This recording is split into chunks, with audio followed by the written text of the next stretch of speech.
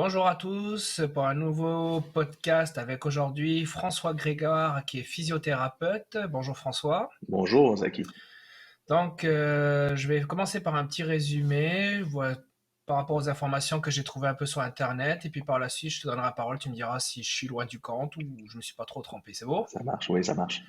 Donc, François Grégoire, tu es physiothérapeute. Tu as gradué de l'Université d'Ottawa en 2007. De 2008 à 2014, tu as siégé au conseil d'administration de l'OPPQ. Ensuite, depuis 2014, tu étais à la FCPQ et tu es même vice-président depuis 2018. Tu as aussi un rôle consultatif chez Medexa, mais on oublie aussi l'essentiel, c'est que depuis 2010, tu as fondé ou tu es dirigeant de Mouvement Physio, qui a une succursale à Laval et à Saint-Jérôme. Et aussi un petit projet, je pense, à côté, que tu as lancé, JogX Laval, que tu pourras nous en parler un peu après. Est-ce que c'est bien ça? Oui, oui, oui, effectivement. En résumé. En résumé, hein? Oui, Donc, ce que j'ai trouvé pas mal étonnant en cherchant un peu sur ton parcours, c'est que tu as quand même dans les dernières années, on va dire à peu près les 10 dernières années environ, tu as fait plein de choses. Est-ce que tu peux nous parler un peu de ton parcours? oui. En fait, ben oui, comme tu disais, je suis gradué de l'Université d'Ottawa en 2007. J'ai travaillé comme physio à partir de ce moment-là pour d'autres cliniques avant de me partir en affaires en 2010. Depuis 10 ans, là, c'est vraiment dur de résumer, là, mais il se passe beaucoup de choses, hein, tu sais, puis être en affaires, ça a des impacts, dans le sens où ça a des impacts sur qu'est-ce qu'on construit un peu comme entreprise, mais c'est aussi, c'est vrai, personnel, hein, ça nous fait grandir d'une certaine façon. En 2010, moi, le 1er décembre 2010, je signais un contrat d'achat pour deux cliniques à ce moment-là, que j'achetais en même temps. J'avais 26 ans, j'étais un peu green, D'accord. comme on peut dire. Puis je me partais en affaires pour différentes raisons qui ont beaucoup évolué là, depuis les 10 dernières années. Parce que j'ai appris. J'ai appris sur c'est quoi être en affaires, c'est quoi côtoyer des gens, c'est quoi avoir des employés, mais que j'appelle mes collègues. C'est quoi, dans le fond, mentorer ces gens-là à donner meilleur. Puis en fait, les raisons pour lesquelles je suis en affaires aujourd'hui sont différentes de celles que j'avais quand je me suis parti il y a 10 ans. Et si c'est pas trop indiscret, la première raison qui t'a amené en fait à te lancer à ton compte, c'était quoi? Ouais, ben tu sais, comme tout le monde, en commençant à pratiquer, j'ai vécu mes premières expériences de pratique en physio. Quand j'étais à l'université, j'ai pas eu des expériences de stage incroyables.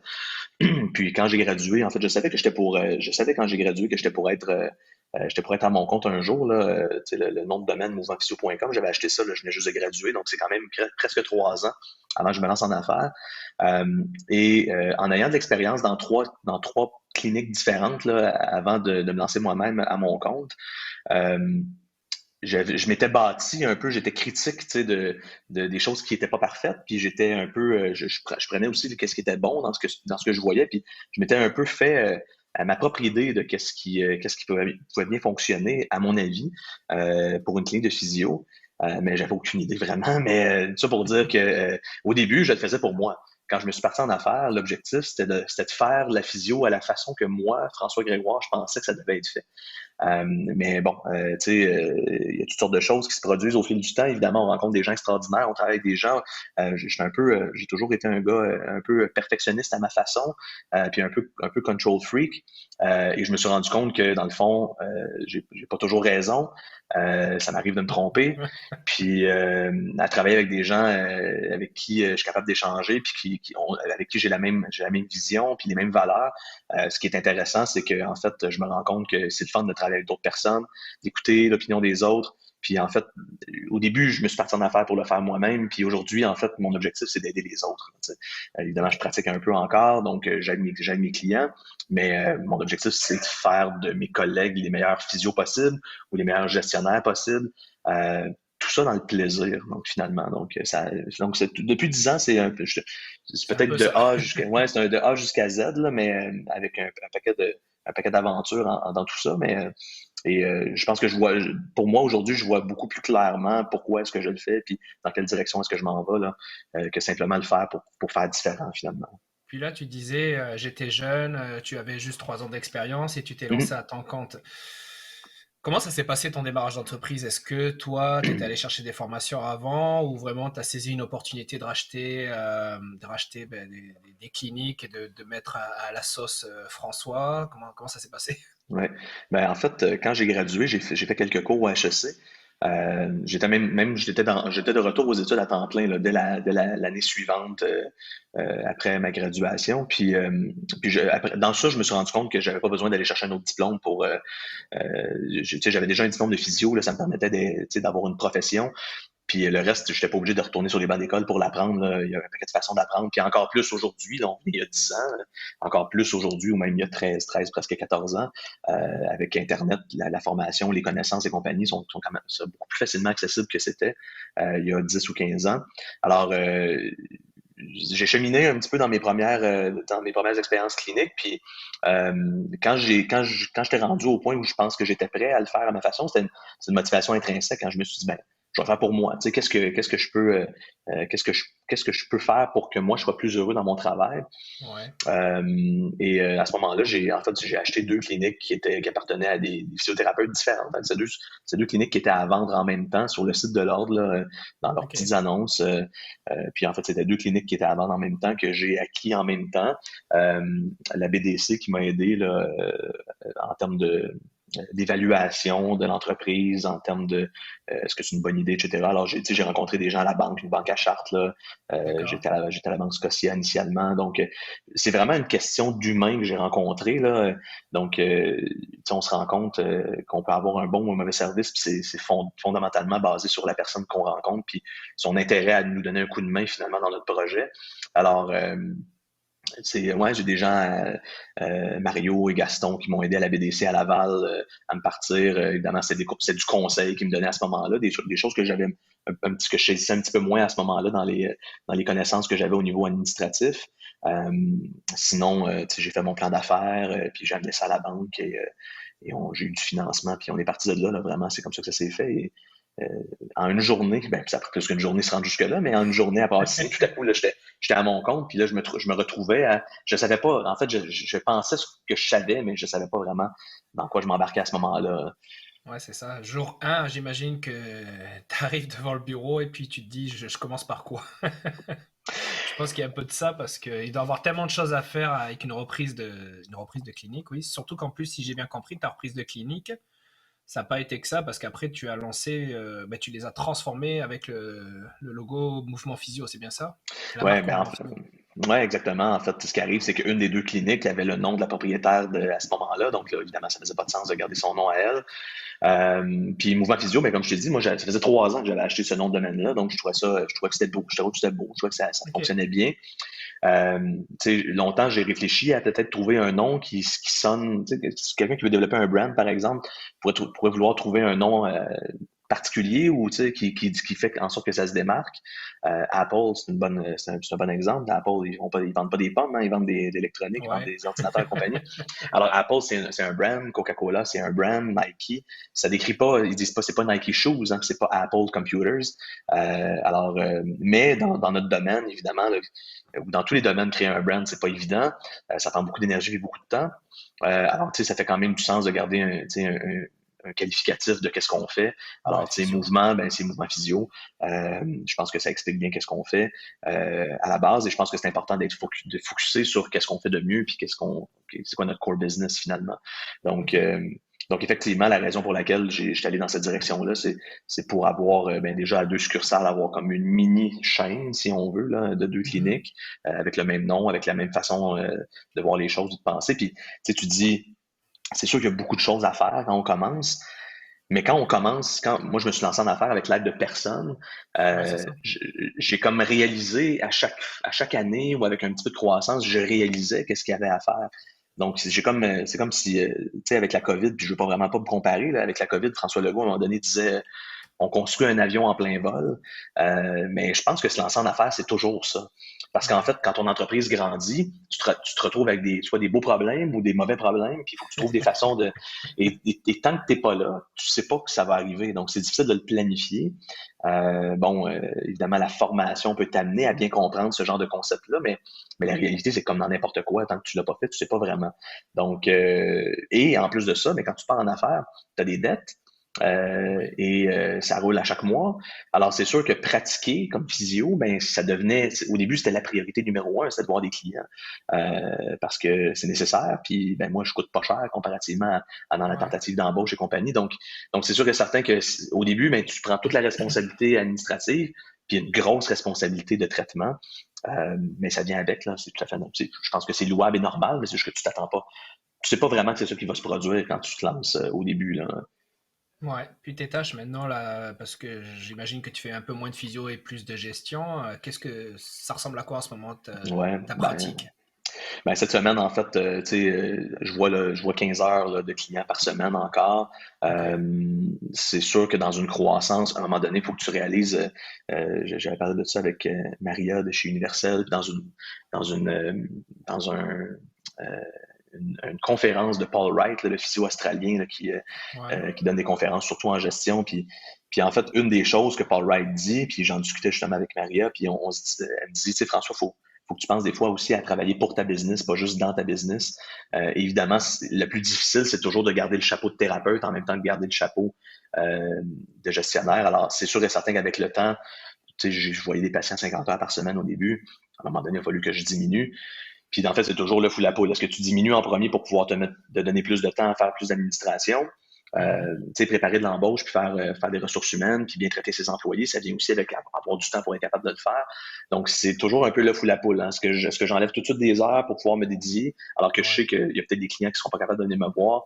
Puis évidemment, ça fait, dans le fond, une diminution de revenus dans l'entreprise. Ou je le fais maintenant pour espérer avoir mieux là, dans un futur rapproché. Tu sais, aujourd'hui, une des choses qui est une des choses qui est importante pour moi dans où est-ce qu'on s'en va chez Mouvement Physio, c'est que pour moi, il faut que j'essaie de me sortir un petit peu plus des opérations. Donc, dans le fond, Mhm. j'ai des gens chez Mouvement Physio qui sont intéressés à me donner un coup de main, des gens avec qui je travaille depuis un certain temps, des gens qui ont du talent à faire ça, à qui je suis capable de donner du coaching, pour que moi, je puisse me focuser davantage sur le recrutement, les relations externes, le marketing. Puis le marketing, c'est auprès de notre clientèle. Puis le marketing, Ouais. c'est un sujet délicat hein, dans notre domaine, Ouais, mais j'aime ça, c'est ça. vas-y. Ouais, mais c'est simplement d'être capable de bien démontrer à notre clientèle qu'est-ce qu'on est capable de faire pour que les gens qui cherchent ça nous trouvent. C'est aussi simple que ça. Alors, il y a un paquet de bonnes stratégies là-dedans pour être capable de répondre. En fait, on répond déjà aux besoins des gens, mais pour être capable de leur montrer qu'on est capable de répondre à leurs besoins. Puis Mhm. le marketing, il est aussi envers les étudiants, les finissants, les physios qui sont déjà sur le marché du travail, évidemment, si on veut grandir, on a besoin de deux choses. On a besoin des gens à l'interne qui veulent grandir dans l'entreprise parce qu'une entreprise, ça grandit pas tout seul. Mhm. On a besoin aussi de gens qui viennent participer à cette croissance-là, évidemment, parce qu'on peut pas grandir dans notre domaine sans avoir l'aide de des gens qui viennent y participer en termes de ressources, si on veut. Là.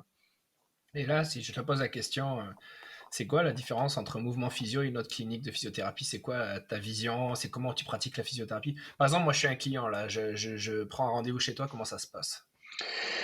Ouais, ben en fait, je pourrais te répondre la réponse courte puis te dire exactement qu'est-ce que c'est aujourd'hui, puis ou sinon je pourrais prendre la réponse un petit peu plus longue puis t'expliquer comment est-ce que j'ai vu ça dans les dernières années, tu sais. Ah, on Ça- va prendre la langue, vas-y. Tu vas prendre la langue, tu sais, parce que je trouve ça quand même intéressant de discuter de ça, tu sais. Puis quand je me suis parti en affaires, initialement, ma vision de faire de la physio, c'était l'équivalent d'avoir une clinique de physio qui offre de la physio, de la physio de qualité, hein, tu sais. Puis ce qu'on se fait, puis en fait, ma vision à ce moment-là, c'était pas bien compliqué, c'est ce qu'on se fait apprendre ou ce qu'on apprend finalement sur les bancs d'école, de la physio basée sur des données probantes, sur la science. On fait de la physio à la fine pointe, dans le fond, puis on vise l'excellence en termes de ce qu'on veut donner à notre clientèle.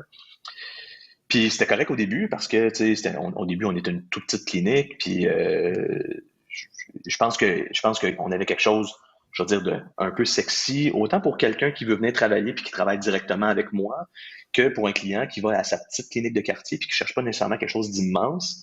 Ouais. Mais avec le temps, quand tu grandis, à un moment donné, tu perds ton facteur de différenciation si tu n'as pas pensé à c'était quoi ta vision d'entreprise, justement. T'sais. Fait que moi, dans le fond, dans les 10 dernières années, je suis passé à travers, puis je te dirais quand même plutôt récemment, là, ça fait peut-être 2 ou 3 ans là, que j'ai commencé à mijoter là-dessus parce que la croissance, ça amène des problèmes aussi. Ouais. C'est que quand tu as plus de clients, tu as besoin de faire plus de recrutement. Puis là, ben, quand tu viens pour recruter, puis les gens te posent la question, comme un peu comme qu'est-ce que tu viens de me demander, puis tu n'es pas capable de leur répondre, ou du moins tu leur réponds, puis Ça finalement tu te convainc rends compte pas. que c'est. Comment? Ça convainc pas finalement, Ben, ou ta réponse est la même que 100% que des ceux autres d'à côté. cliniques. Ok, Oui, ok. exactement. Alors, comment est-ce que tu te différencies? Puis en fait, tu te différencies pas à ce moment-là. Tout ce que tu peux faire pour te différencier, c'est offrir plus d'argent à tes employés ou charger moins cher à tes clients. Donc, Ouais. est-ce qu'on veut que notre facteur de différenciation soit seulement basé sur l'argent? Je pense pas que je pense pas que c'est à l'honneur de ce qu'on fait comme profession. Euh, alors, euh, alors, dans le fond, je me suis mis à réfléchir sur, tu sais, je suis qui moi? Parce que, tu sais, on parle d'une croissance d'affaires, mais une croissance personnelle là-dedans. Puis qu'est-ce que je veux? Puis qu'est-ce que je peux amener dans ma business que j'ai comme qualité, puis comme valeur, qui peut me rendre heureux dans ma business, puis qui peut rendre évidemment des gens qui y travaillent heureux aussi, et qui va faire amener des gens qui ont ces mêmes valeurs-là à être convaincus, tu sais, de venir travailler avec nous, par exemple. Et parce que avant ça, j'avais un peu le syndrome de François le patron puis François le gars, tu sais. Mhm. Puis en essayant de bien séparer ma vie personnelle de ma vie professionnelle. Puis finalement, ça demandait plus d'efforts de faire ça, d'essayer d'être quelqu'un de différent comme patron. Mais tu sais, ça vient un peu il y a comme une partie un peu sociale là-dedans où c'est comme si quand tu es en affaires, tu t'attends à devoir jouer le rôle de boss. Puis le rôle Ouais. de boss, ben c'est comme ben c'est la personne qui est là pour te dire quand ça va bien puis pas bien, puis avec qui faut pas trop s'ouvrir personnellement en fait. Alors au fil de ces années-là, j'ai comme réalisé que ce que je fais avec mes clients, que je fais bien, il faut que je le fasse aussi avec les gens avec qui je travaille. Tu sais. Alors le facteur de différenciation, quand je me suis mis à y réfléchir, ben c'est là que j'ai sorti un petit peu. Alors puis tout ce que je vais te dire, c'est des trucs que moi j'apprécie, puis dans le fond évidemment que les gens avec qui je travaille, j'imagine apprécient aussi. Euh, Mhm. je pense qu'on a besoin, en fait, je pense pour se différencier, je pense que c'est important de se différencier d'abord. Et évidemment, il faut le faire d'une façon qui nous rejoint personnellement. Alors, tu sais, j'invite tout le monde qui est en affaires à le faire en se posant des questions à soi-même, pas pour imiter quelqu'un d'autre ou pas pour le faire juste pour le faire, sinon ça fonctionnera pas.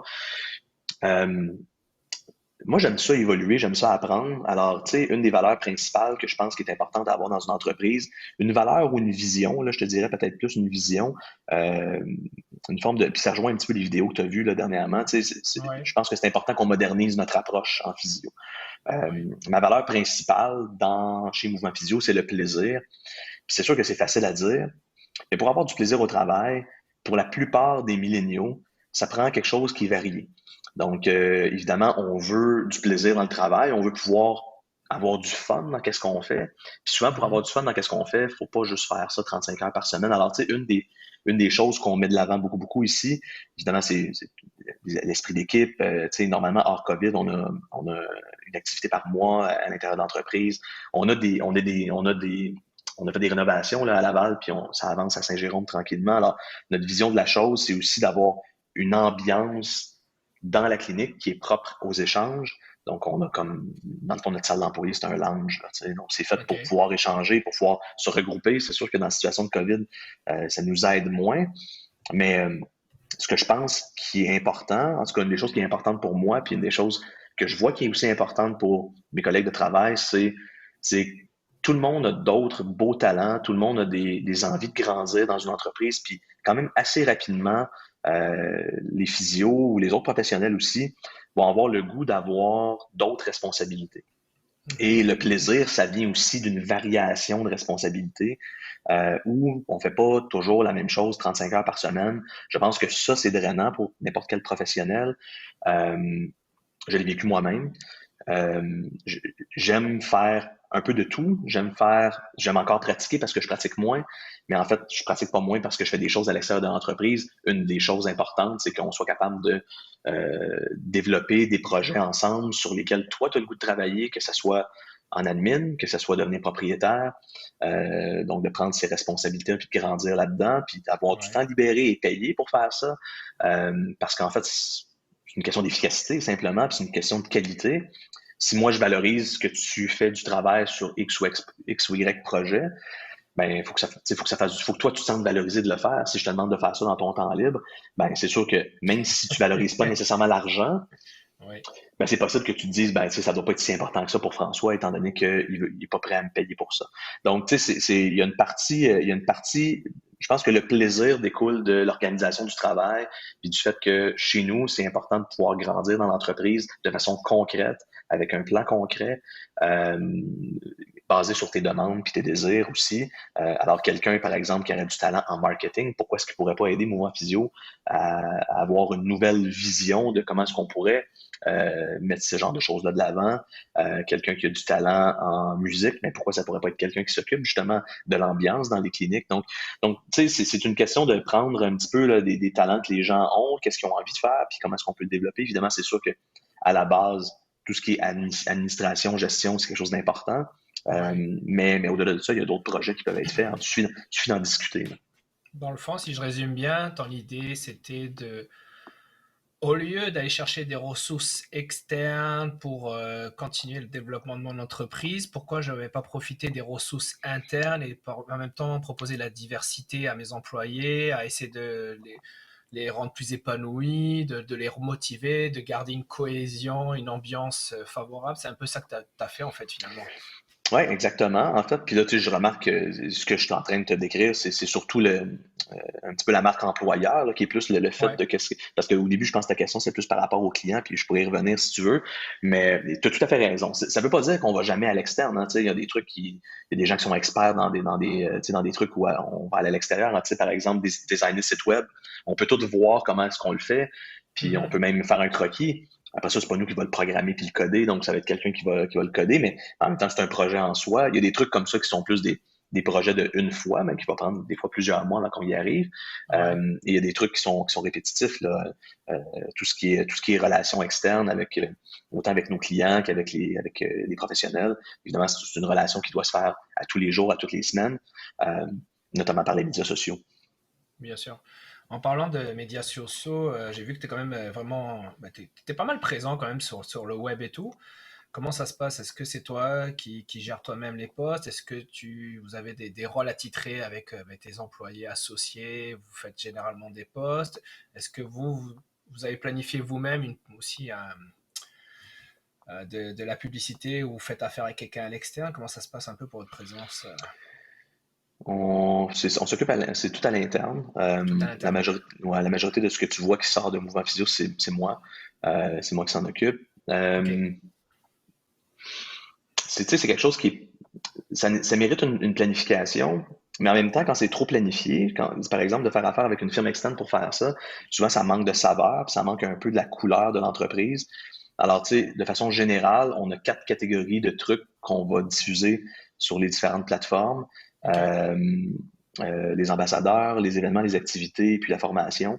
Euh, Notamment sur Instagram, sur Facebook. Facebook est un petit peu plus target client, patient, si on veut, tandis Ouais. qu'Instagram, c'est un peu plus jeune. Alors, c'est plus d'autres physios, en fait, qui vont consommer de ce qu'on met sur ces médias sociaux-là. Donc, on essaie de rester intéressant, mais ce qu'on met de l'avant, en fait, c'est un peu qui on est, puis de quelle façon est-ce que un professionnel, par exemple, sur Instagram pourrait retrouver son compte à venir travailler avec nous.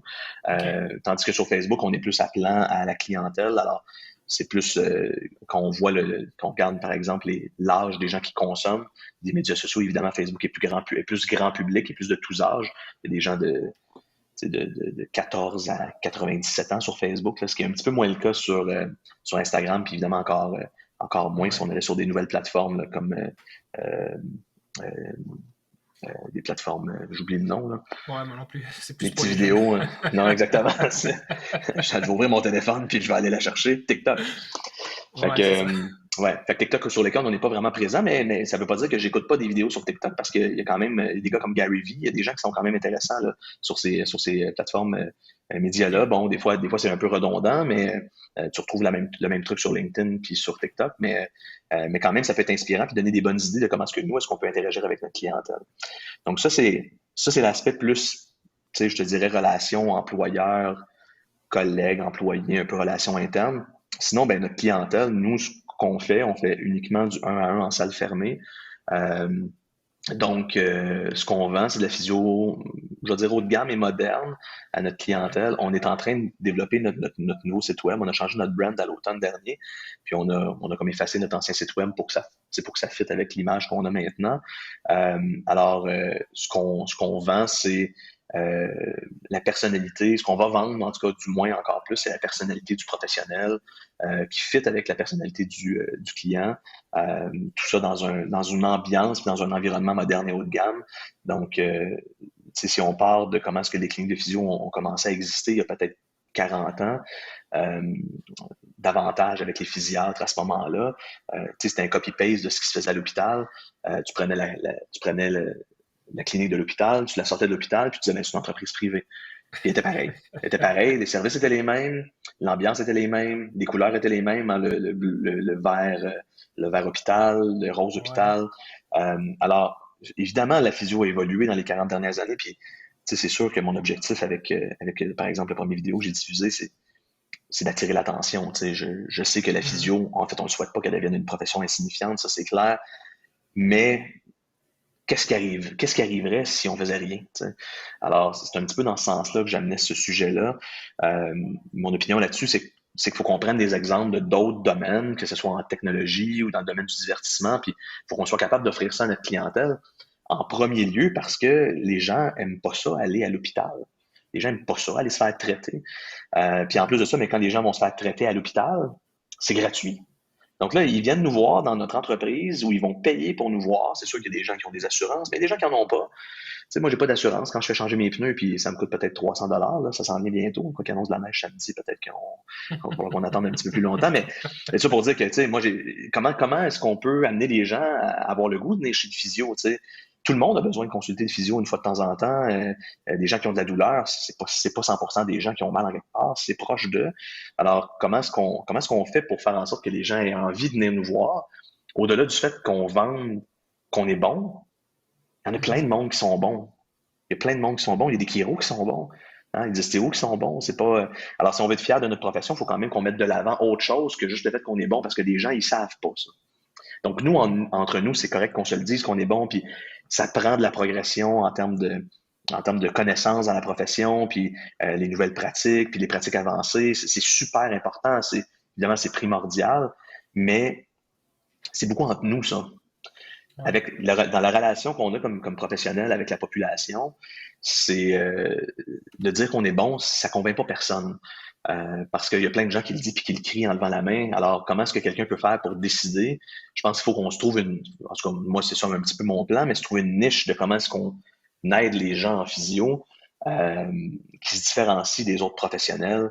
Euh, d'une certaine façon, puis pour se relever comme encore, ben, pas se relever parce qu'on n'est pas tombé, mais pour s'élever en fait plutôt euh, comme profession. On est les seuls professionnels, les physios puis les techs, on est les seuls professionnels qui font de la science en adaptation, c'est ça la réalité. Donc je pense qu'on mériterait une meilleure place. Mais tu sais, mériter, en fait, ça ne nous tombera pas dessus. Il faut qu'on le prenne par nous-mêmes. Ouais. Donc, évidemment, mon objectif, c'est d'essayer de trouver des façons novatrices qui existent déjà dans d'autres domaines. Alors, tu sais, à bien des égards, il y a des choses qu'on n'invente pas. Il y a des gens qui ont pensé à certaines idées, puis qui implantent ça dans l'hôtellerie, comme je disais tantôt, dans l'industrie des jeux vidéo. Pourquoi est-ce que nous, on ne peut pas faire ça dans notre propre domaine pour rendre ça intéressant pour les professionnels en premier, puis les autres employés, les employés administratifs aussi, puis d'être plus stimulant comme environnement de travail, mais aussi pour les clients qui peuvent venir consulter. Donc, nous, on a visé sur une. Parce que c'est quelque chose que j'aime. Moi, j'aime ça du moderne, j'aime ça du haut de gamme. J'aime ça quand c'est Mhm. beau, j'aime ça l'ambiance, j'aime ça quand ça sent bon, j'aime ça quand la musique est bonne. Puis pourquoi est-ce que ça pourrait pas être ça, mon traitement en physio? En plus, Ouais. qu'on m'arrange l'épaule, puis qu'on m'aide à pouvoir retourner à faire mon sport dans un contexte qui est positif, autant pour les professionnels que pour le client. Dans le fond, On peut dire que tu as privilégié la qualité par rapport à la quantité.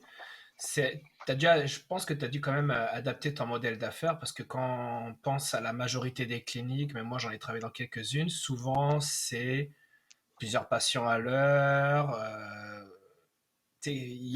On cherche, mais la clinique cherche un certain rendement. Toi, comment tu t'y es pris au niveau de son côté? Est-ce que tu as augmenté ta marge sur le patient? Est-ce que tu as essayé de réduire tes frais de fonctionnement? Comment ça s'est passé? Mais en fait, ça fait 10 ans qu'on. Puis, tu sais, dans toute l'espèce de. Comme je te disais, là, il y a à peu près 3 ans, je commençais à réfléchir un petit peu à. Laval, on a déménagé en 2016, puis rapidement, avec le déménagement, on a agrandi la clinique et compagnie, on a presque doublé notre clientèle Ok. parce qu'on était dans un meilleur emplacement et compagnie. Puis cette croissance-là nous a amené peut-être à être égal à égal dans, tu sais, mettons, clinique pour clinique, avec une succursale de n'importe quelle autre chaîne. Puis c'est à ce moment-là que j'ai commencé à réfléchir sur pourquoi est-ce que les gens viennent ici. Puis il y a eu un compétiteur qui s'est ouvert pas trop loin. Puis là, dans le fond, OK, tu dis, OK, c'est un peu confrontant. Tu te dis, mais qu'est-ce que je fais avec ça, tu sais? Euh, on a toujours eu notre. Moi, quand j'ai commencé Mouvement Physio en 2010, mon désir, c'était de faire que du 1 à 1 en salle fermée. Évidemment, j'ai acheté une clinique qui existait déjà, fait que j'ai fait avec la façon dont la clinique était Mhm. organisée à ce moment-là. Mais rapidement, on a fait des petites modifications avec des rénovations. Puis quand on est déménagé en 2016, on a agrandi, on a déchangé de local. Et à ce moment-là, on a opté pour que des salles fermées. Alors, on faisait déjà quelque chose qui est un petit peu différent de pas toutes les cliniques, mais je dirais une certaine partie là, tu sais, de ce qui s'offre en ce moment en physio. Alors, euh, quand je me suis mis à penser à dans quelle direction est-ce que je voudrais qu'on s'en aille, ben en fait, j'avais une partie de ma réponse. On faisait déjà quelque chose qui était plus haut de gamme qu'ailleurs. C'est juste que ça paraissait pas, on le disait pas, on n'en faisait pas la promotion, puis on profitait certainement pas de ce que nous, on faisait de mieux qu'ailleurs. Je vais dire ça mieux qu'ailleurs ou différent d'ailleurs, tu sais, parce que c'est pas nécessairement mieux. Je pense qu'il y a il y a des gens qui vont aimer, tu sais, d'autres types d'approches. Mhm. L'approche grande salle ouverte peut être bonne pour certaines personnes, mais nous, on mise sur la relation thérapeutique avec le client et évidemment, cette relation thérapeutique-là est beaucoup plus facile un à un dans une salle fermée. Donc, dans le fond, on s'est dit, ben, on fait déjà une forme de haut de gamme, on va aller à pleine pelletée là-dedans. C'est ce qui nous a amené à prendre un step de plus. Puis après ça, mais c'est une façon de penser. Tu sais, il faut que j'achète du savon pour les mains, ben est-ce que j'achète toujours le savon le moins cher? Ben non, je vais acheter le meilleur savon. Il faut que j'achète du papier, il faut que j'achète des masques, il faut que j'achète des tables de traitement. Comment est-ce que je décore? Est-ce que je suis toujours en train de cheaper? Mais moi, je pense que une des choses qu'on doit prendre quand on a du leadership dans une situation, c'est de se dire que nous, on va faire mieux, parce qu'après ça, les gens vont le reconnaître. En tout cas, j'imagine, j'espère. Donc, mon objectif, évidemment, c'est de faire mieux. Je pense que si on fait mieux, on va avoir de la reconnaissance pour qu'est-ce qu'on fait, puis on va être capable de facturer plus cher. Alors, c'est ça l'objectif. L'objectif, c'est de valoir plus, puis de montrer qu'on vaut plus. Mhm. Euh, ou peut-être même qu'on pourrait dire de montrer qu'on peut-être pas qu'on vaut plus parce je pense qu'on vaut beaucoup déjà, tu sais, mais je pense que c'est vraiment une question de le montrer puis d'aller dans une direction où on se dit qu'on va augmenter la qualité du service qu'on offre. Puis c'est pas la qualité du service un à un en faisant une mobilisation grade 3 plus sur l'épaule ou sur le dos. C'est dans tout ce qui entoure le traitement aussi, qu'on appelle les facteurs contextuels. Alors, c'est des facteurs qui sont hyper importants pour la qualité des soins et c'est une des choses sur lesquelles on mise. Évidemment, il ne faut jamais oublier de rester d'excellents professionnels, de faire de la formation continue, de vouloir grandir puis bâtir un coffre à outils. Mais ça, on le fait comme la plupart des autres cliniques le font. Tu sais. Et ça, c'est à l'honneur de la plupart des professionnels en physio de, de ce désir-là de vouloir toujours apprendre. Je pense pas que c'est la seule chose qu'on peut faire pour démontrer notre valeur à l'extérieur.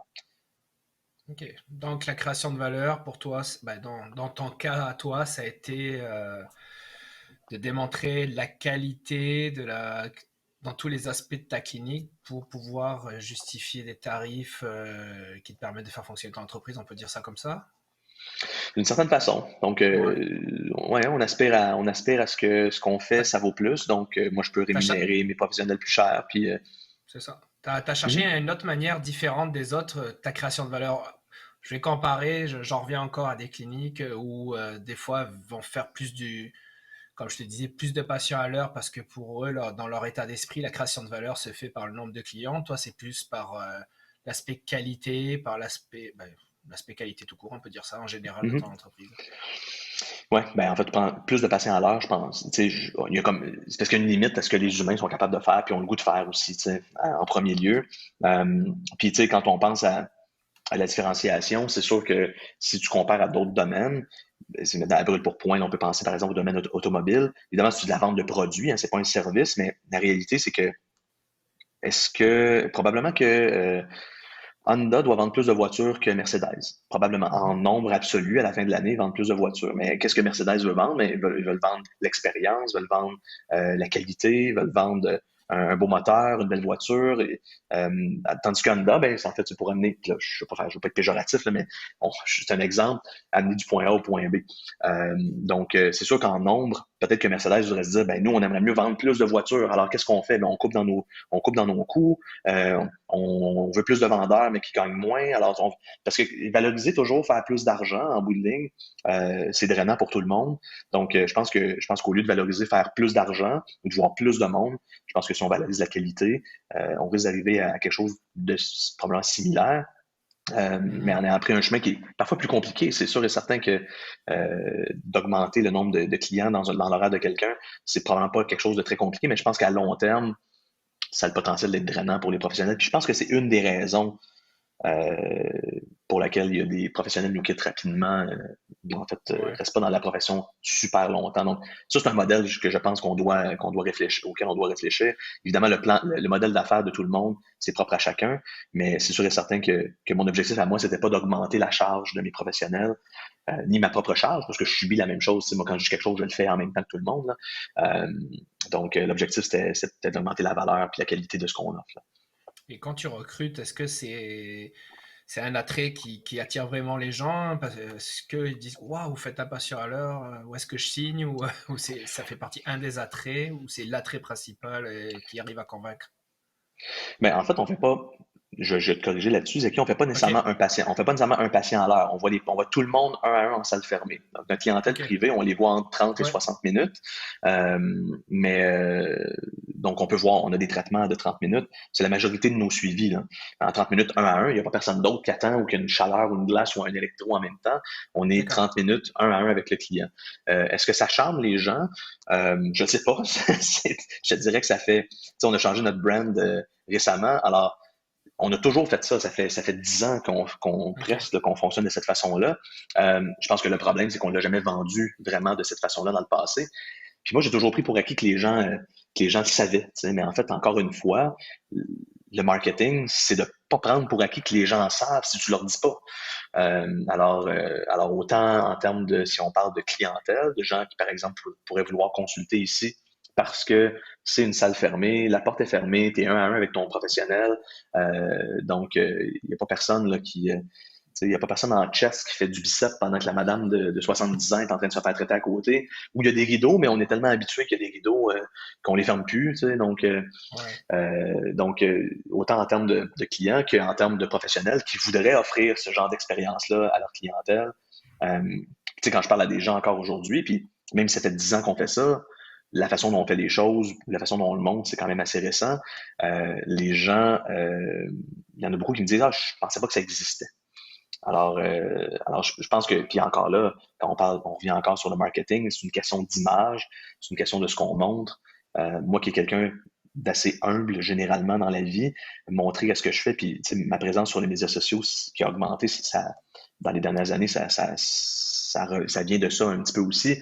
C'est que dans le Mhm. fond, c'est que j'ai compris que je le faisais pas pour moi, je le faisais pour mon entreprise, je le faisais pour mes clients, je le fais pour mes collègues. De vouloir être plus présent, ben, c'est pour aider les autres. C'est pas juste pour me remonter moi. Alors, tu sais, si on passe par-dessus ça, ben, c'est correct d'être soi-même, comme patron, comme humain, que ce soit dans le monde réel que dans le monde virtuel, si on veut, là.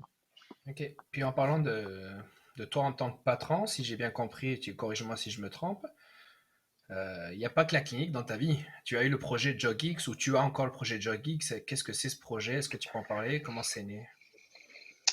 C'est une longue histoire. En fait, En fait, tu sais, le désir de se différencier, ça vient, ça fait un petit bout de temps que ça existe pour moi, là. Puis, évidemment, ce genre de truc-là, tu sais, on parle de qu'est-ce qui fonctionne, puis en fait, j'espère qu'il va continuer à fonctionner, mais on n'a pas parlé depuis le début de notre conversation, Zaki, sur qu'est-ce qui fonctionne pas. Alors, JogX, c'est pas mon projet à moi. En fait, JogX, c'était le projet de d'autres personnes qui avaient ouvert une boutique, dont un physio, en fait, là, qui avait ouvert une boutique JogX à Vaudreuil. C'est une boutique de course à pied, donc d'accessoires, nutrition, chaussures de course à pied. C'était une super bonne idée. Puis en 2000, je dirais que ça fait à peu près peut-être je dirais à peu près en 2014, là, on a commencé à avoir vraiment beaucoup de clients coureurs. Ouais. Puis on s'est formé évidemment avec, entre autres avec Blaise Dubois dans ses super bons cours là, sur la course à pied. Et tu sais, une des choses qu'on a réalisé, c'est que beaucoup de gens se blessaient, entre autres à cause de leurs chaussures. Qui est à peu près le seul accessoire important en course à pied finalement, là. On envoyait des gens à l'extérieur, puis on leur donnait des recommandations sur ce qu'on pensait qu'il était important qu'ils achètent. Évidemment, on se sent toujours un peu mal en physio de faire payer des gens pour rien. Ouais. Il y a des propriétés, des professions où ils se sentent moins mal que nous, mais on veut pas.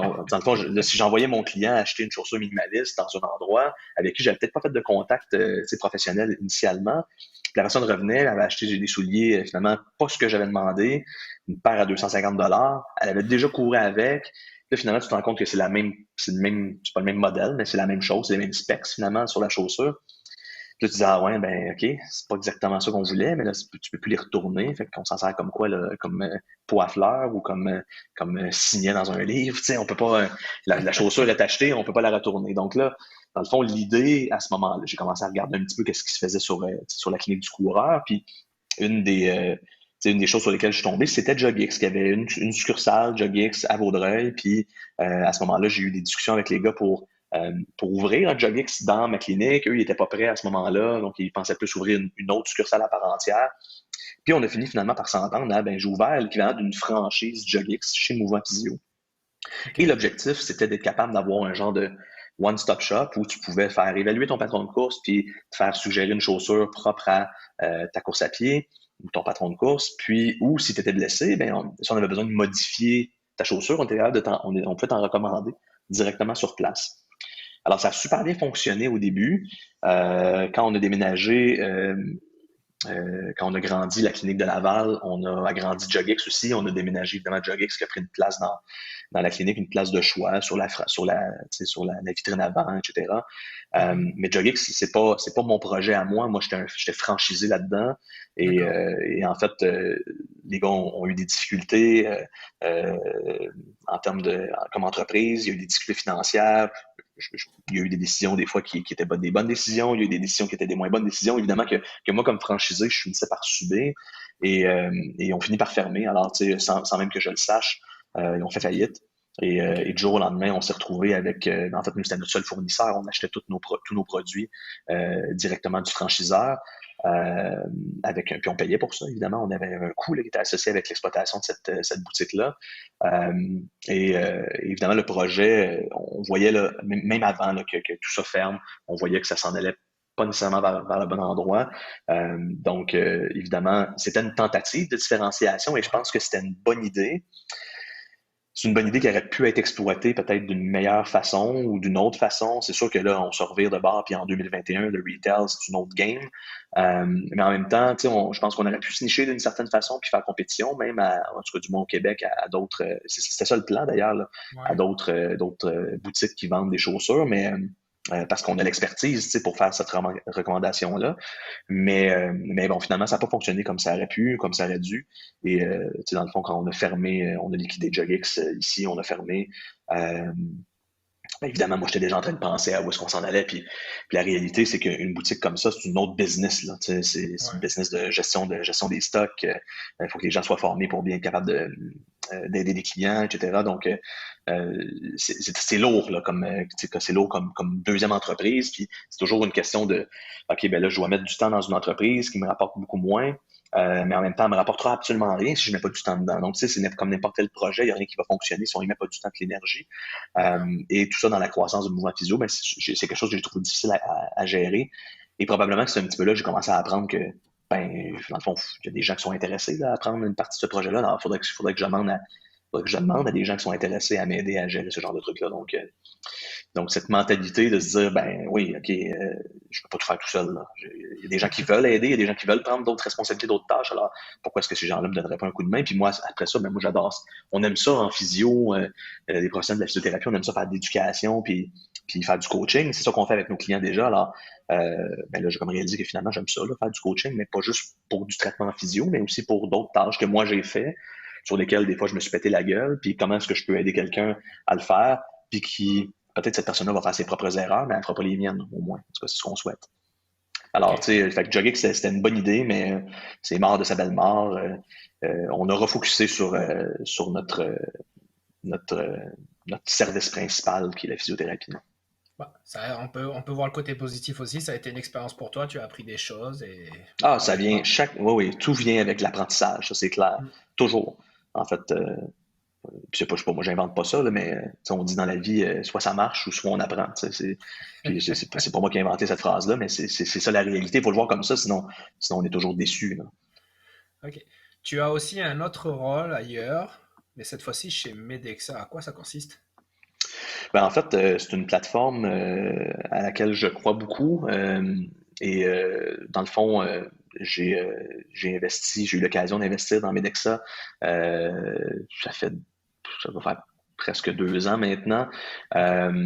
parce que c'était une plateforme dans laquelle je croyais, puis je pense être capable d'amener mon input. Alors, tu sais, je suis dans le fond, je rencontre de façon régulière Yann, qui est le président de Medexa, qui est aussi un ami. Euh, puis, dans le fond, j'ai comme un rôle de conseiller sur ce qu'on appelle un conseil consultatif ou un advisory board en anglais, où, dans le fond, on discute de où est-ce que la plateforme s'en va, puis je donne mon opinion sur qu'est-ce que je pense qui est important basé sur différents facteurs, différents critères. Puis Mhm. après ça, ben, on prend juste mon opinion. Moi, je pense pas que j'ai raison. C'est pas mon domaine, le domaine de la technologie, mais c'est quelque chose qui m'intéresse. Si on parle de modernisation, en fait, de notre profession, je pense que c'est une des façons qui peut faire avancer un petit peu la façon dont on fait les choses en physio. Puis je parle pas nécessairement de moderniser la technique en physio, je parle plutôt de l'organisation du travail, par exemple, qui entoure la pratique de la physiothérapie. Puis je pense que Medexa en fait partie. Alors j'ai un rôle d'aviseur où on prend mon opinion ou on la prend pas, donc, selon si elle est bonne ou si elle est pas bonne. OK. Aussi, tu es depuis quelques années vice-président de la FCPQ. C'est bien ça? Si je dis pas de Oui, bêtises, tu es toujours vice-président, c'est bien ça? oui. Dans le fond, j'ai OK. commencé à siéger il y a quelques années. Ben, en fait, peut-être, je sais pas si tu as terminé ta question, Zaki. Ouais, vas-y, vas-y. Ouais, je voulais savoir un peu comment ça se passe parce que ça doit pas être facile aussi à gérer en plus de tes activités entrepreneuriales. Comment ça.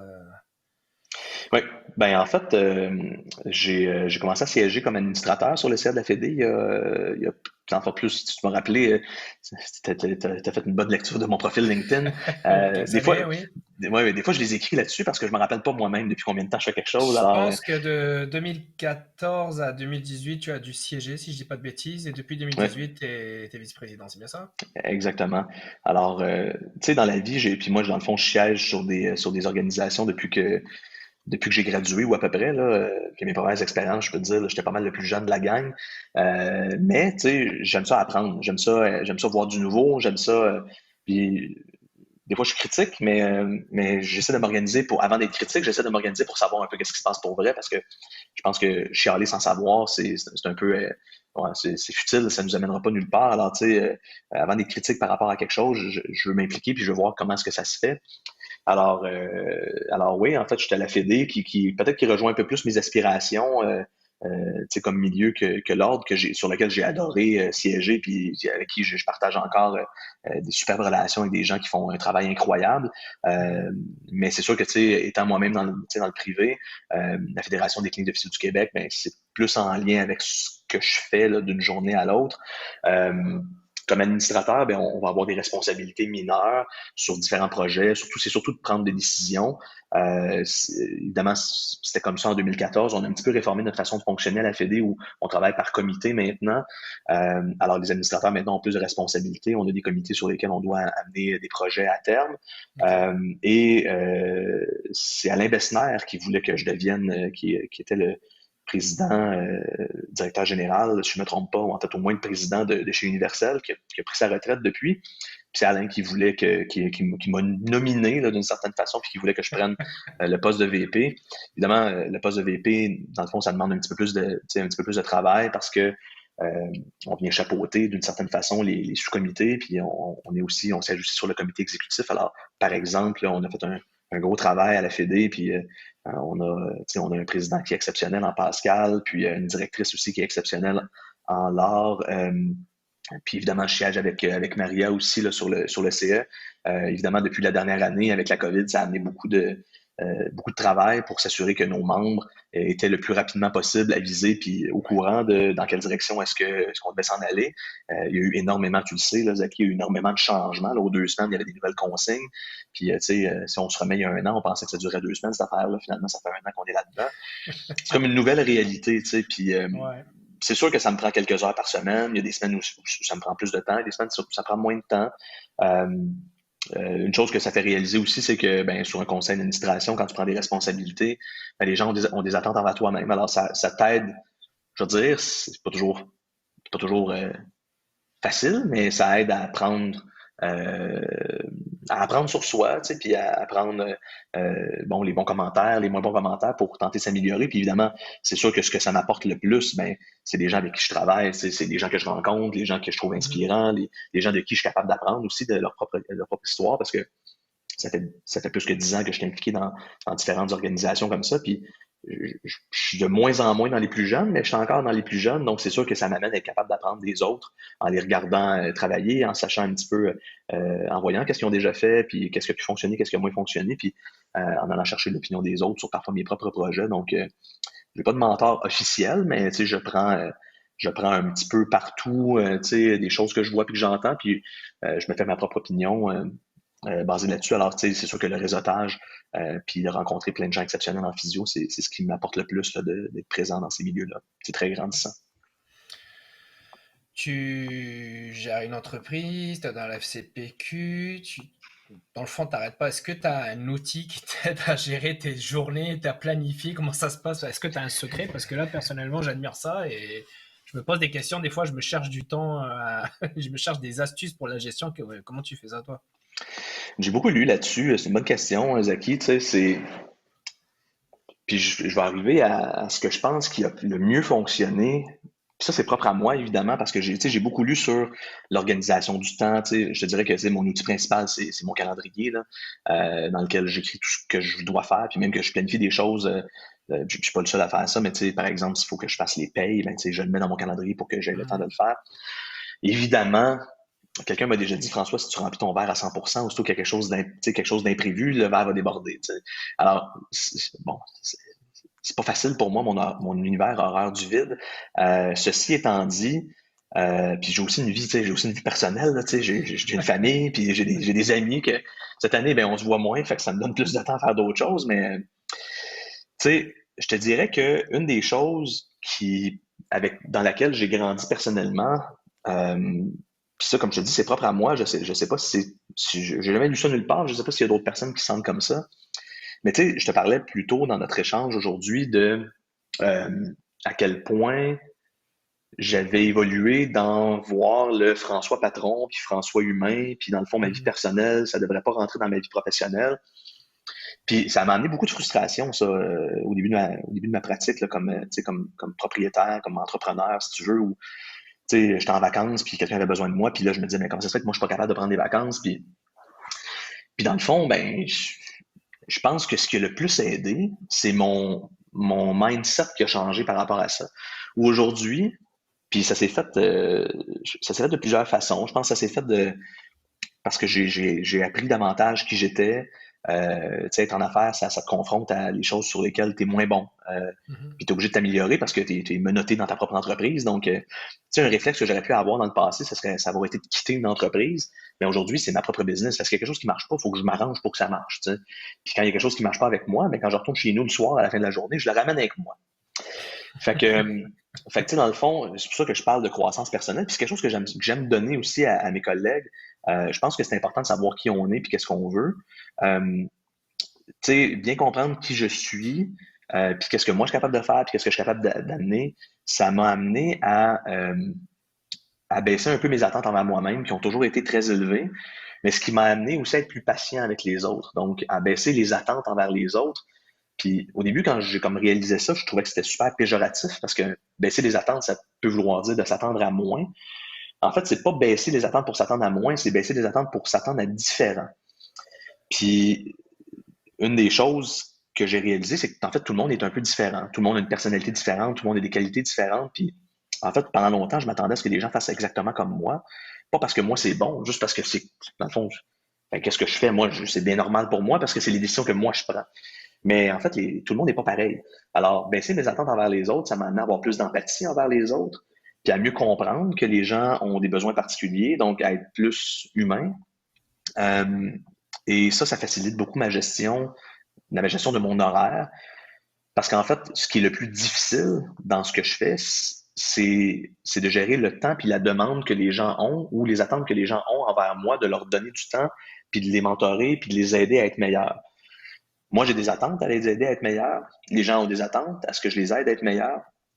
Mais si je le fais avec empathie et bonté, puis là, c'est pas du tout religieux tout ça, là, c'est pas facile. Donc, c'est un apprentissage aussi. Ça me prend beaucoup moins d'énergie. Alors aujourd'hui, je suis capable de travailler beaucoup plus, puis la fin de ma journée, je suis pas brûlé, parce que j'ai pas toujours été confronté à des choses que j'ai pas le temps de faire ça, pourquoi est-ce que c'est maintenant, c'est pas le bon moment, ou non, non, la personne, quand elle vient te demander un service, ben, ben oui, on va l'aider avec ouverture. Fait que dans le fond, ce qui m'a le plus aidé dans la gestion de mon temps, c'est un peu de fusionner ma vie personnelle puis ma vie professionnelle, où je suis le même gars dans ces deux vies-là. Puis oui, je travaille, tu sais, j'ai un deuxième shift le soir de 9 à minuit, puis bon, il y a des soirs où je décide que je travaillerai pas, puis mais dans le fond, mon objectif, c'est de le faire pour aider les autres. Fait que quand je le fais pour aider les autres, puis pour vrai, c'est pas compliqué, les gens sont reconnaissants. Alors ça, c'est vraiment c'est une nourriture super gratifiante, tu sais, pour mon propre esprit. Alors, ce qui m'aide le plus à travailler beaucoup, parce que oui, j'ai des semaines de 60 heures, tu sais, 65 heures, c'est que je le fais toujours dans une optique de aider les autres à être meilleurs, à faire grandir Mouvement Physio pour que mes collègues de travail soient contents dans Mouvement Physio, pour aller chercher de l'expérience personnelle, pour moi-même grandir puis devenir meilleur dans ce que je fais. Et ça me demande beaucoup moins d'énergie que même parfois moins d'heures que je faisais.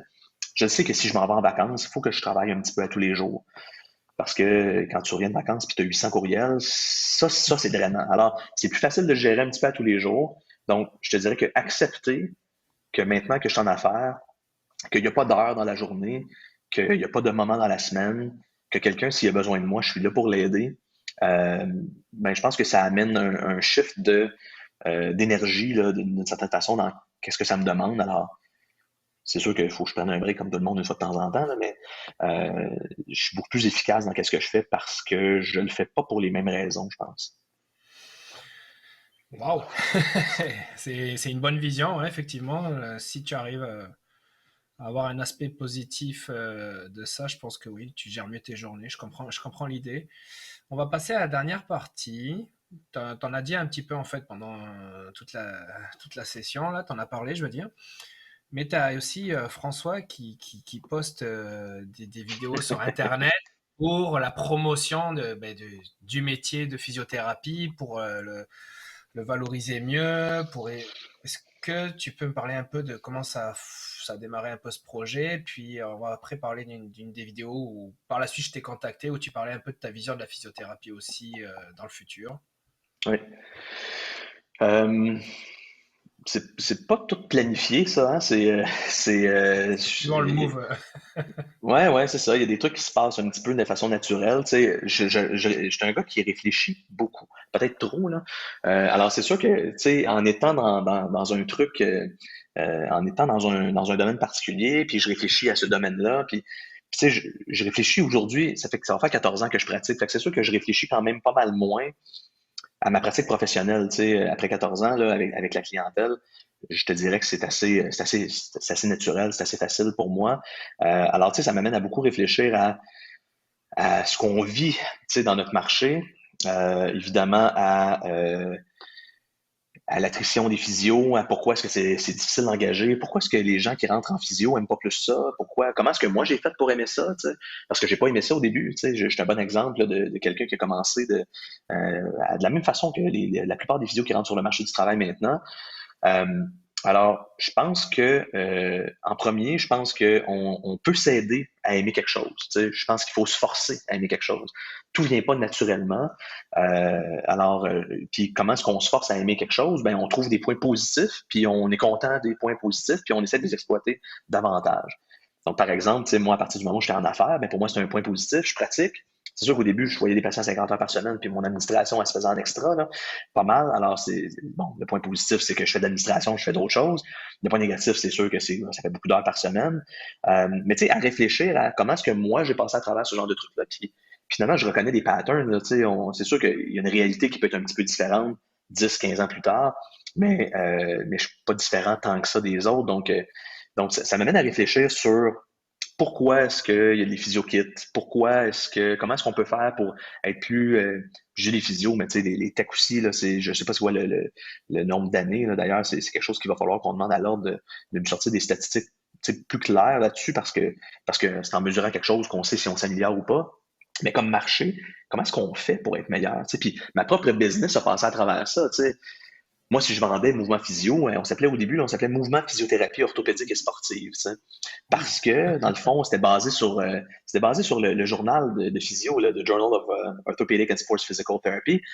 Puis, parce que, tu sais, pour moi, c'est nourrissant, tu sais, c'est plein écoute, c'est de la recherche, puis c'est super intéressant pour les physios et compagnie, mais monsieur, madame, tout le monde ne le sait pas.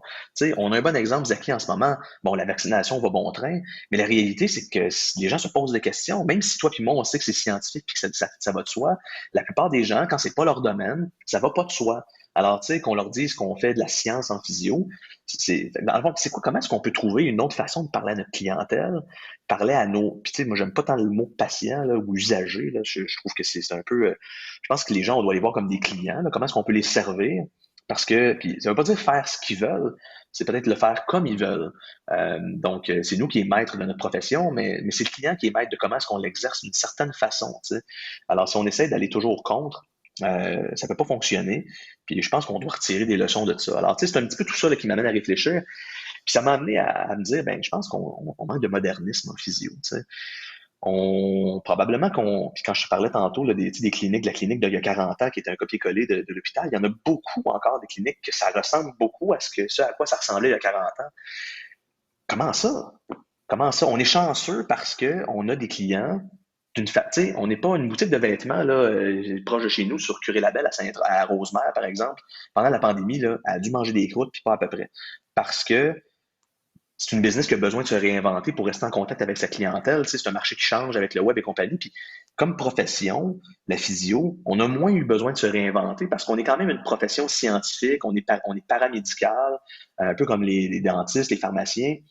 On est chanceux de ça, mais c'est un danger aussi parce que si on fait rien, mais on est la même chose 40 ans plus tard.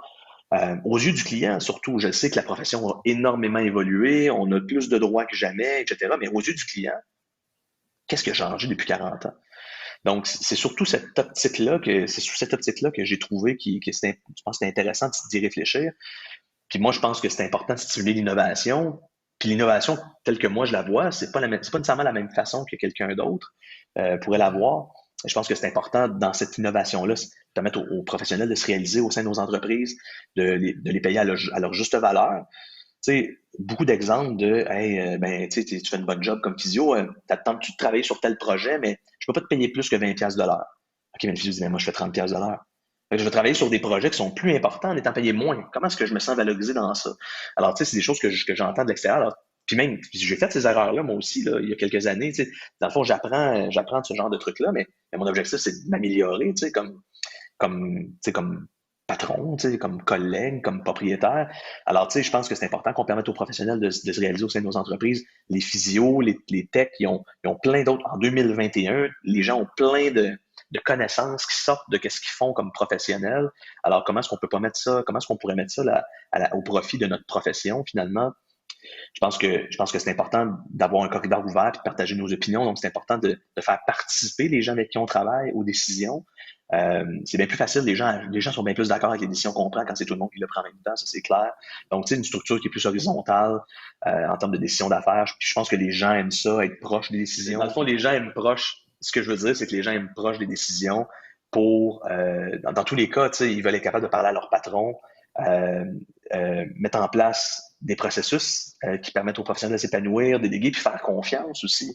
Donc, il faut valoriser les tâches qu'on transmet. Je pense qu'il faut qu'on promouvoie la prévention en physio. Je pense qu'on n'a pas assez, on l'a pas assez fait. Je sais que Physio Extra travaille là-dessus, entre autres. Je pense que c'est important. Mais je pense qu'il faut faire attention parce que là, tu sais, il y a la différence entre développer un projet puis bien le promouvoir.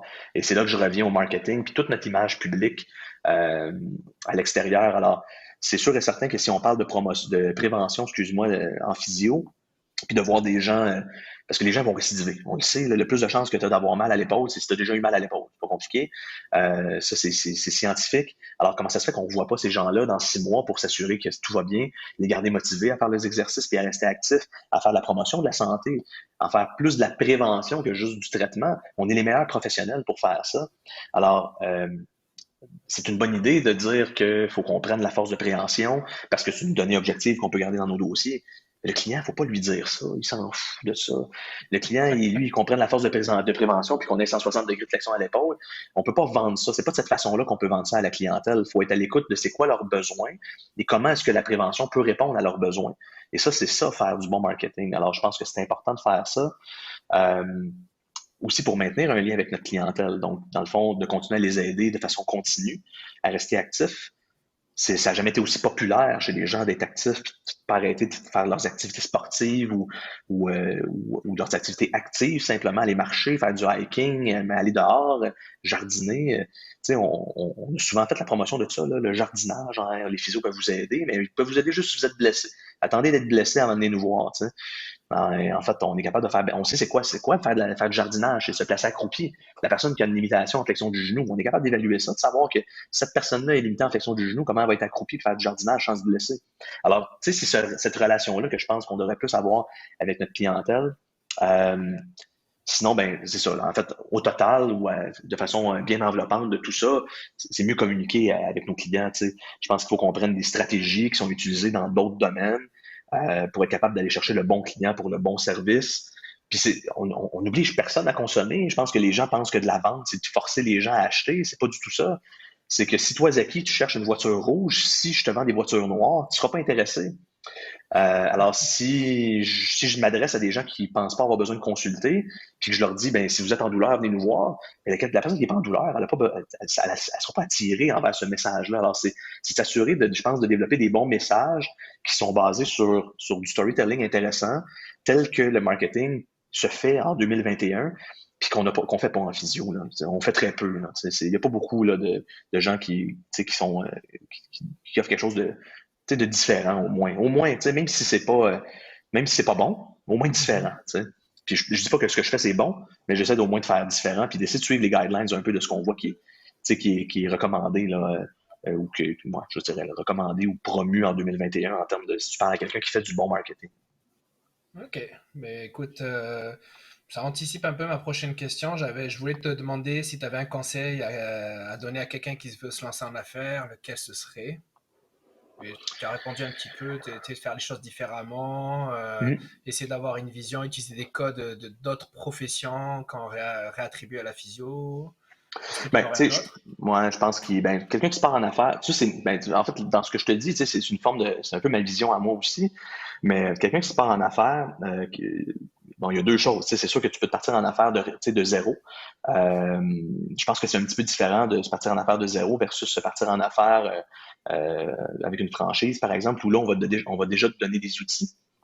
Mais quelqu'un qui se part en affaires de zéro, Puis même quelqu'un qui se part d'une franchise, c'est sûr que tu peux pas aller complètement en contre la vision, mission, valeur là, du franchiseur. Là, ça va de soi. Là.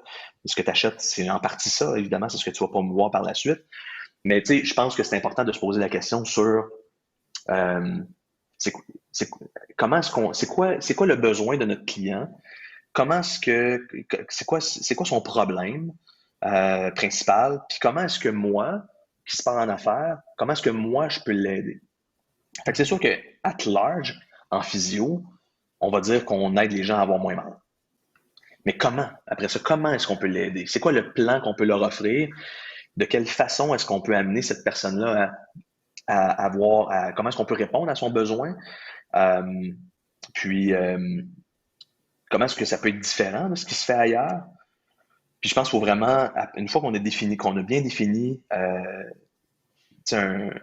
une relation une fois qu'on a bien défini le discours qu'on peut avoir avec notre clientèle, euh, je pense que c'est important à ce moment-là de penser à mission, vision, valeur. Il y a des livres super intéressants qui peuvent être lus pour mieux comprendre ça. Good to Great, qui est un bon livre d'entrepreneuriat sur comment des entreprises sont passées de être bonnes à être excellentes. Généralement, c'est en étant niché dans quelque chose. Être niché dans quelque chose qu'on aime puis dans lequel on est bon. Mhm. Dans un marché, puis évidemment dans un marché qui est où c'est possible de gagner sa vie. Là. Peut-être que ces trois choses-là peuvent correspondre à certaines choses où il n'y a pas nécessairement un marché qui existe où c'est possible de gagner sa vie, mais au moins se poser cette question-là pour quelqu'un qui fait quelque chose d'artistique, mais ça va au moins le valoriser dans son propre projet. Mais donc, comment être niché dans quelque chose qu'on est bon, euh, puis qu'on aime faire. Dans le fond, qu'on est bon, là, puis qu'on peut être le meilleur au monde à faire. Donc, évidemment, c'est hyper stimulant d'être niché dans quelque chose qu'on aime faire, puis dans lequel on peut devenir extrêmement bon. Euh, Puis après ça, ben, une fois qu'on a bien défini qu'est-ce qu'on faisait de bien, puis qu'on peut faire mieux que les autres, euh, alors c'est pas la physio, c'est comment on fait la physio, par exemple, si on parle de physiothérapie. Puis après ça, c'est important de bien développer un discours qu'on peut avoir avec la clientèle basé sur une relation où on se définit pas comme on se définit pas comme héros, on se définit comme mentor ou comme guide, si on veut. Alors ça, c'est du bon storytelling. En marketing, ce qu'on veut, c'est être capable de montrer à notre clientèle qu'on est capable de les aider avec le problème qu'ils ont. Alors je pense que pour quelqu'un qui se part en affaires, c'est de définir qu'est-ce que cette personne-là peut faire d'excellent, de mieux que les autres, donc de se démarquer puis d'être niché, puis ensuite de développer un discours clair pour être capable d'offrir à sa clientèle ce dont on vient de discuter finalement, ou ce dont dans quoi on est bon. Euh, Toujours en se voyant comme un guide, pas comme un héros. Donc, pas en se mettant, nous, et moi, François, je suis physiothérapeute, viens me voir, je vais t'aider. Alors que quelqu'un qui peut se dire, mais moi, je cherche pas un physiothérapeute, je cherche à arrêter d'avoir mal. Ah oui, mais c'est la même chose. Mais la personne, elle ne sait pas ça. Donc c'est important c'est pour ça que c'est important de répondre aux besoins du client, pas juste de dire qu'est-ce que nous on est. T'sais. OK. Je pense que ce serait le conseil que je donnerais à quelqu'un qui veut se partir en affaires, de réfléchir à ça en premier, parce qu'après ça, tu vas bâtir toute ton entreprise en ayant cette mission et cette vision-là là, en tête. Super, bah écoute, c'est quand même un bon conseil à prendre en compte. Euh, Dernière petite question que je pose à tous mes invités, puis sans toi à l'aise de me dire j'ai pas le temps, je peux pas le faire. Je leur demande toujours par la suite de m'écrire un petit article sur leur expérience entrepreneuriale, tu sais, que ce soit un problème que tu as rencontré, une réflexion que tu as eue, des outils que tu as utilisés, quoi que ce soit. Est-ce que ça t'intéresserait par la suite? Oui, des petits mots, ça me fait plaisir, oui, tout à fait. En fait, créer du contenu, puis c'est quelque chose que j'aime, puis c'est quelque chose que j'ai jamais assez de temps de faire, mais c'est quelque chose que j'aime, mettre des idées sur papier. Alors, fais juste m'envoyer un courriel, Zaki, pour me le rappeler. Puis Bah là, oui. je m'amène une petite étoile là-dessus, puis après ça, quand j'y arrive, je suis capable de produire. Mais merci beaucoup. C'était un nouvel épisode du podcast Se lancer en santé.ca avec François Grégoire. On peut le retrouver sur mouvementphysio.com et aussi sur Facebook, juste à chercher son nom. Mais François, je te remercie. J'espère que vraiment que tu as apprécié, que tu as pu dire l'essentiel de tes idées, de ce que tu voulais te dire, et ce que tu voulais dire, je veux dire. Puis, ben, écoute, je remercie tout le monde de nous écouter. Puis, je vous dis à un prochain podcast. Merci, au revoir.